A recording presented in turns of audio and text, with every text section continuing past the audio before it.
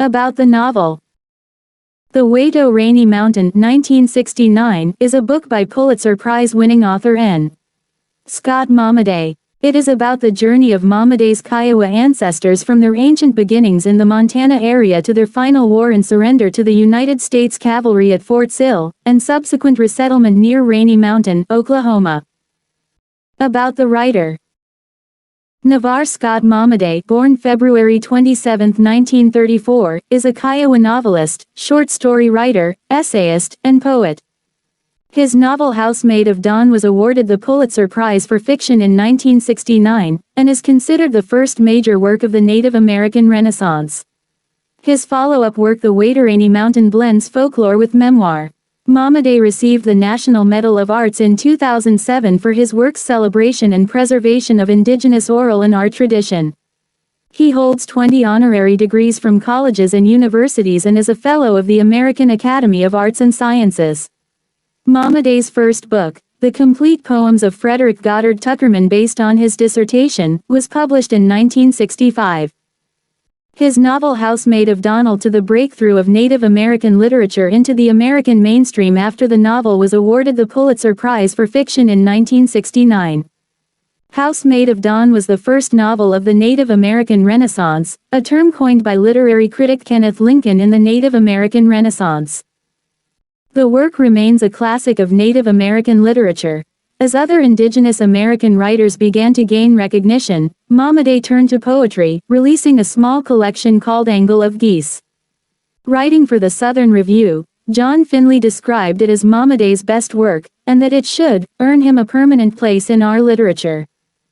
The poems in Angle of Geese were later included in an expanded collection, The Gourd Dancer 1976, which also included passages excised from The Way to Rainy Mountain. Most of Momaday's subsequent work has blended poetry and prose.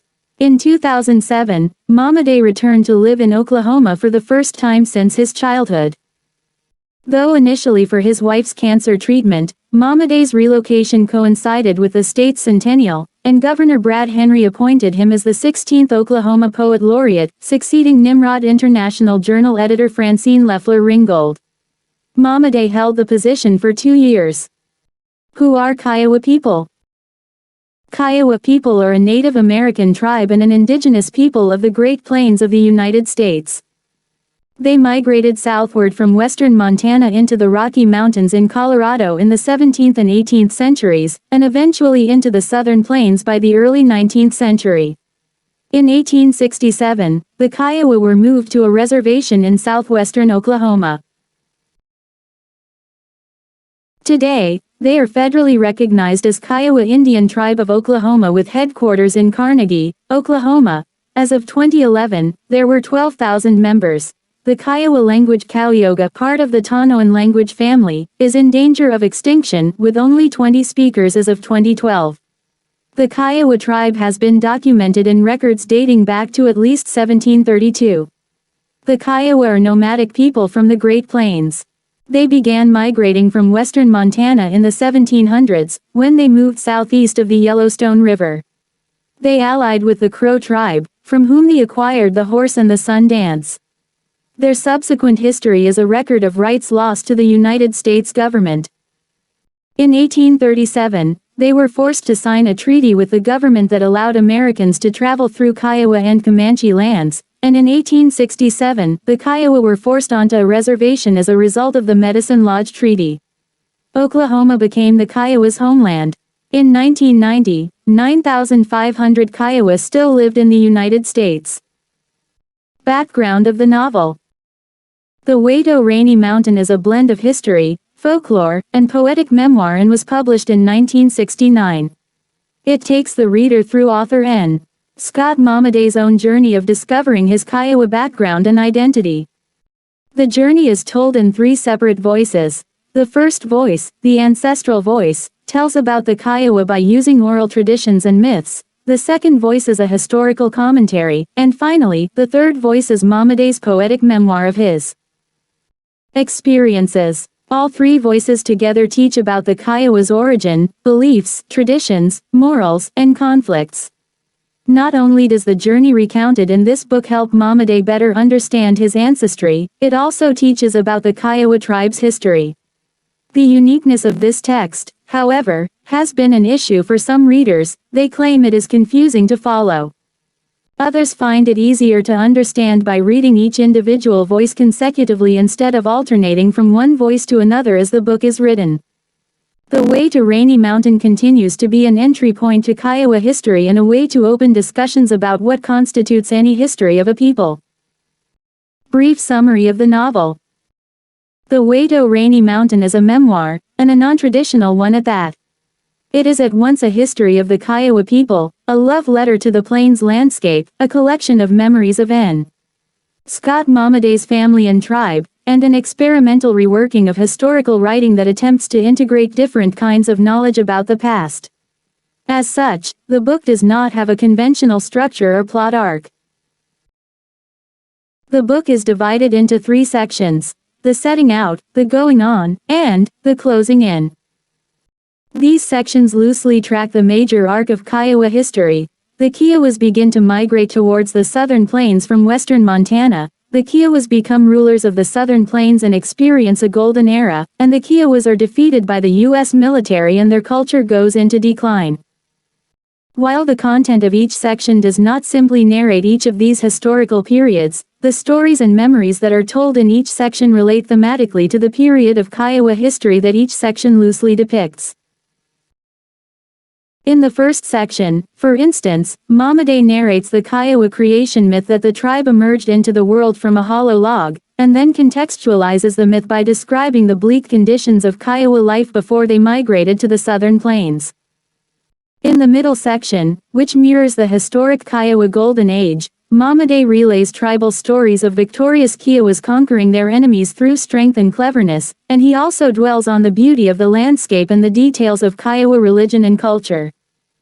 The third section is the darkest because it mirrors the defeat of the Kiowas. It tells of the disappearance of the buffalo and the Kiowa struggle to maintain their religion and culture while under attack.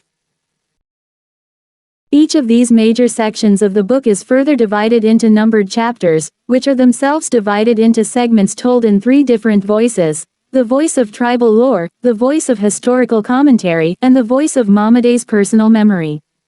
Because these distinct voices alternate, stories that arc over multiple chapters are interrupted by commentary from other voices.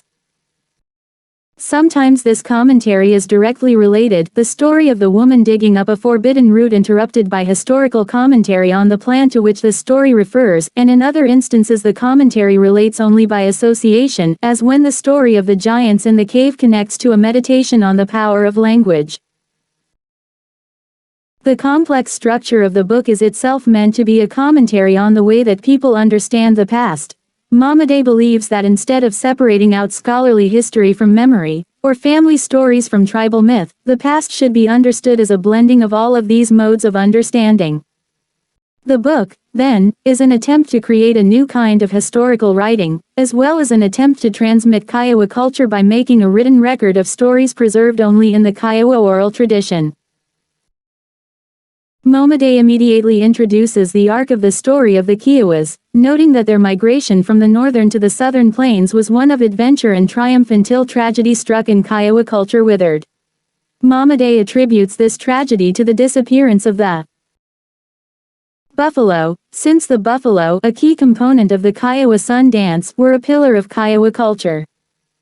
Momaday notes that the tragedy that befell the Kiowas is ordinary in the scope of human history, and indicates that he prefers to focus on the time of the Kiowa migration when his people were at their most triumphant.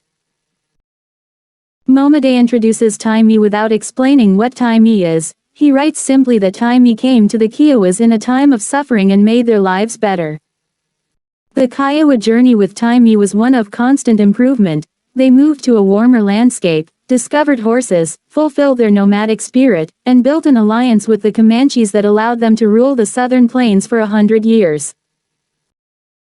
Stepping back, Momaday explains that the story of Kiowa migration is not only the history of the Kiowas, but also the history of an idea, the Kiowas' idea of who they are as a people.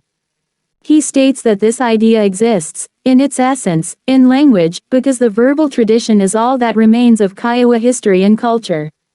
Since the Kiowa verbal tradition has weakened over time, though, this idea can only be communicated through fragments of myth and memory. Despite this, Momaday makes clear that Kiowa culture and spirit are still intact and vital. To explain his writing process and the importance of the book, Momaday suggests that the responsibility of the imagination is to tell an old story in a new way. For him, the Kiowa migration is a blend of history, legend, and personal and cultural memory. History and imagination, he insists, express reality in equally valid ways. He states that the three major components of this story are the landscape, a time that is long past, and the enduring spirit of the Kiowas. Momaday explains that he is interested in telling this story in a way that reflects the way the mind understands, remembers, and creates traditions. The journey to Rainy Mountain, he suggests, is at its core an expression of the identity and spirit of the Kiowas, one that should be understood as beautiful rather than tragic. Momaday's insistence on focusing on the Kiowa Golden Age rather than on Kiowa hardships and decline indicates the nature of the book. Momaday is attempting to preserve and promote Kiowa culture, rather than acknowledge and affirm the forces that have sought to destroy the Kiowas. This seems relevant to Momaday's strange choice to emphasize the disappearance of the buffalo as the signifier of Kiowa decline instead of explicitly blaming the white settlers who killed all the buffalo and attempted to eradicate Kiowa culture. It's not that Momaday is avoiding the subject, he has plenty to say about white violence later on, but in the opening he prefers to focus on the greatness of the Kiowas. This is the story of Kiowa greatness, the part of Kiowa history on which Momaday prefers to dwell. Momaday structures the story loosely around the three major periods of Kiowa history, and this passage describes the first two, the Kiowa journey out of the hardship of the northern plains, and the Golden Age in which the Kiowas ruled the southern plains. Notably, the story of Kiowa greatness is not limited to a focus on Kiowas. Momaday also gives credit to horses and the Comanches. Momaday explains that he is telling the history of the Kiowa migration in order to explain how the Kiowas understand themselves as a people. He also clarifies that this can only be comprehended through a careful examination of language, since language is all that exists of Kiowa history. Momaday clearly believes that language and stories not only speak about culture, but are themselves embodiments of culture. He also nods to the fragmentary nature of oral tradition, particularly an oral tradition as weakened as the Kiowas. Because Kiowa history is transmitted through oral tradition, it requires a different, more fragmentary structure than traditional written Western history. The idea that imagination and history are equally important to a person's concept of reality is key to this book. Because the Kiowas understood history through an oral tradition of stories that mixed fact and myth, a simple retelling of the provable facts of Kiowa history might account for the passage of time, but would entirely exclude any notion of how the Kiowas understood their own relationship to the past, and even their values and culture in the present. Momaday is emphasizing again that the book should be understood as a cultural history rather than a literal, linear one. Its goal is to account for the identity and culture of the Kiowas, which Momaday insists is an optimistic project rather than a tragic one.